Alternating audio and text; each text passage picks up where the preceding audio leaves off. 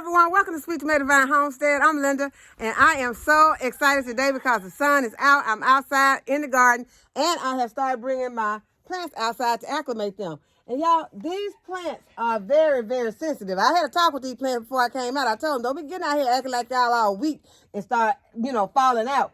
And what they do, some of them out here acting like they just can't take it. But I think it's my fault because on yesterday, in the last video, I showed you all where I was up potting my cauliflower. Cauliflowers, because I want to go ahead and get them out into the garden as soon as possible, because we already know cauliflower, broccoli, cabbages, Brussels sprouts, all those are sensitive to the heat. And y'all, cold yesterday, but today it is like in the 70s, and the sun feels pretty warm. So these plants are not liking it that much, but as I said, I went ahead and I up potted them, and then the next day I'm bringing them outside to harden them off. So that may not be the best thing. It's probably best because after plants get transplanted, they already can suffer some transplant shock. So putting them out in the weather, in this heat, especially on these brassicas, probably was not the best thing for them. The tomatoes are looking pretty good.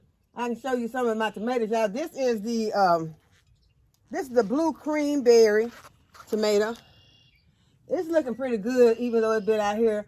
My banana trees also, bring it a little closer so you can see it. Banana tree is looking pretty good.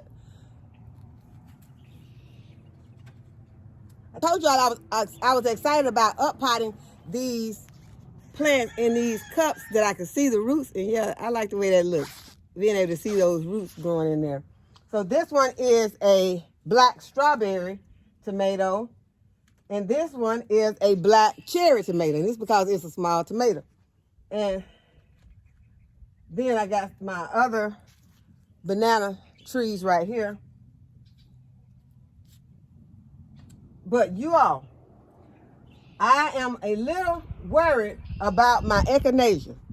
And the reason I'm worried about it is because it looks like this echinacea is trying to dampen off. And when plants dampen off, that means that they've gotten a lot of water, and they have acquired a fungus. And this fungus can be contagious, spread from plant to plant.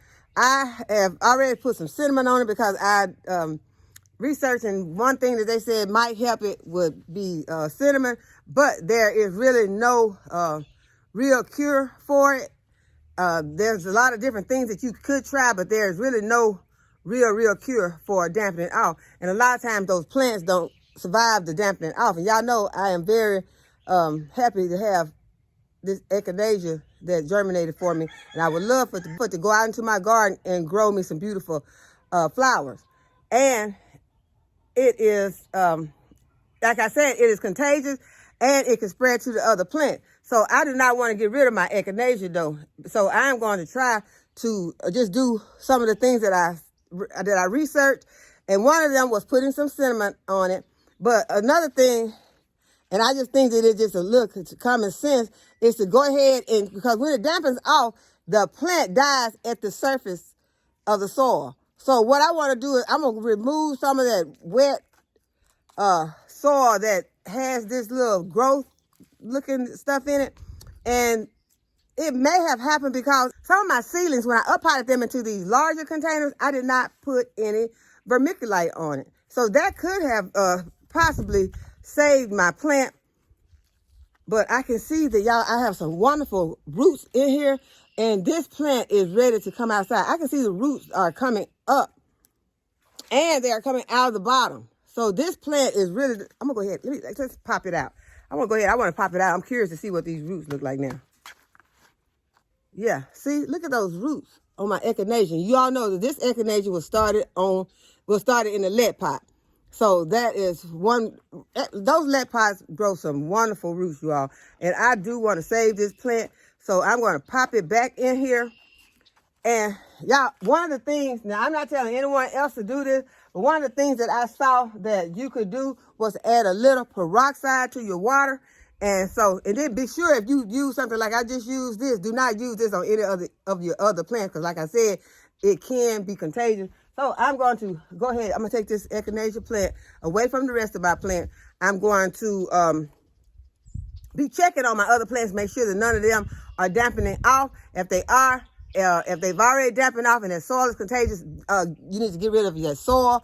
And as I said, I had a little thing that I was going to do, and that was add a little peroxide to my water. But if you add that peroxide to your water, know that you can not only kill these fungus that are in here that are bad, but you can also kill some of your beneficial microbial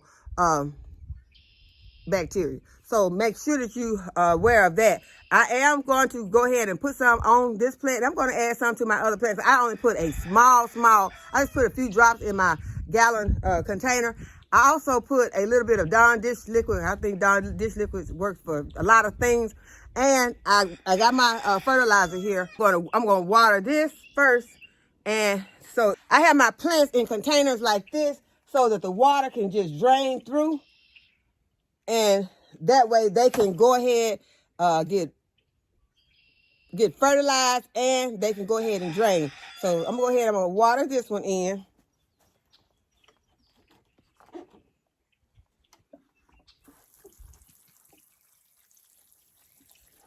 And I will be putting more cinnamon on it since I just washed that cinnamon off. But the plant looks really good. It looks good. It was just that the soil had that fungal growth on top of it. So I'll be not using that anymore. And I am going to go ahead and water these. But I did not show you all in the last video. I sprinkled some cinnamon on these also.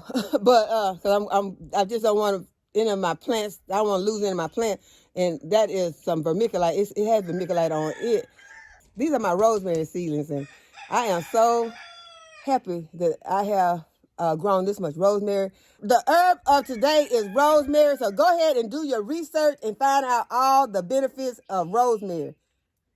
And I'm going to put this back over here, and I'm going to water these plants in. And I'm going to leave them out here for about an hour. And then I'm going to be taking them all inside.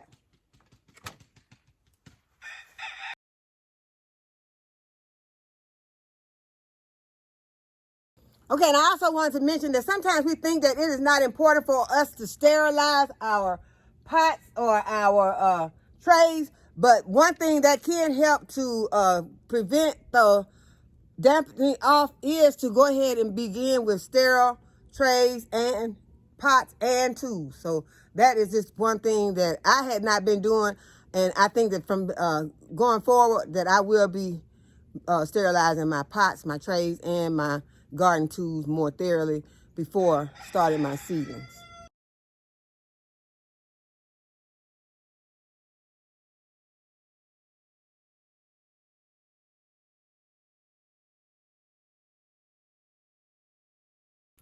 Y'all taking one set of plants inside and bought out another set, but y'all look how these marigold and these marshmallow roots fuse together. Then it came through these pots and now they entwined together. So I'm just gonna pull them apart. And I have another marshmallow root that I took out and I cut a lot of the roots off and I'm drying them inside. And I need to go ahead and plant that plant back out into the garden also. But I want to show you all how these roots are coming through these pots.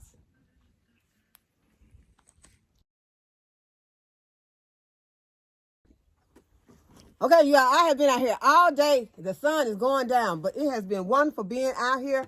And now I'm taking the last of my seedlings in. And right here, these are my peppers. They have been out here, and they got a chance to stay out. And I let them stay out a little longer than what I had planned because I got to work in other areas of the garden. And so I came over here and I said these peppers have started shaking because the temperature started to drop. But then I thought about how the peppers do in the summer months. They'll stop giving you, they'll stop producing a whole lot. And then once the weather starts to cool, they start to producing more peppers. So I really think that peppers really like somewhat cool weather. But the fact is that they really are not used to it right now. So I'm not going to overdo it. So I'm going to take these peppers in. Right here I have some chamomile. And I'm going to also be taking those in. But y'all, just tell y'all the truth. I had so many of these chamomile that I did go ahead and pop some of those into the garden. So I just wanted to let you all know that I cheated a little. I dropped in some chamomile, a few other herbs too. I think that they'll be okay. And I just wanted to, I didn't want to take all of these plants back inside. And then, you know, since I had so many, I felt like if there is a frost, if there is a cold snap, I don't think they will hurt the chamomile or my other herb. But I have so many that, you know, those would be a few that I would be willing to take a chance with just to see how well they will do, you know, in these temperatures. Today is March the 10th. And so our last frost date is March 20th. And so that gives us 10 days to try to get our seedlings ready to go out into the garden. I have some other things I plan to do with you all, but I'll get those in the next video. So I hope that you all have enjoyed the video and that you'll give it a thumbs up and subscribe to my channel. And go ahead and hit the notification bell to be notified when I upload a new video. And as always, thanks for watching. I'll see you in the next video. Bye-bye.